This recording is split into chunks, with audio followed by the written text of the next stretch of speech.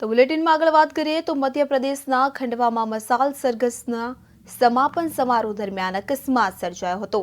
મસાલો મૂકતી વખતે કેટલીક ટોર્ચ ઊંધી પડી અને આગ ફાટી નીકળી હતી। તો અકસ્માતમાં 50થી વધુ લોકો દાઝ્યા હોવાની માહિતી મળી રહી છે। તમામને સારવાર અર્થે હોસ્પિટલ ખાતે ખસેડવામાં આવ્યા છે। તો ઘાયલોમાં મહિલાઓ અને બાળકોનો પણ સમાવેશ થાય છે। તો માહિતી મળતા જ મોટી સંખ્યામાં પોલીસ કાફલો ઘટના સ્થળે આવી પહોંચ્યો હતો। જણાવી દઈએ કે રાષ્ટ્રભક્ત વીર યુવા મંચ દ્વારા મસાલ શોભાયાત્રા કાઢવામાં આવી હતી કે જેમાં શોભાયાત્રામાં 1000થી વધુ મસાલો જલાવવામાં આવી હતી કે જેમાં 200 મસાલો પ્રગટાવવામાં આવી કે જેમાં ટોર્ચમાં લાકડાનો ભૂકો અને કપૂર પાવડર હતો કે જેના કારણે આગ વધુ ભડકી હતી। તેલંગાણા ભાજપના નેતા ટી રાજા અને પશ્ચિમ બંગાળ ભાજપના પ્રવક્તા નાઝિયા ખાને આતંકવાદ વિરુદ્ધ આયોજિત કાર્યક્રમમાં ભાગ લીધો હતો।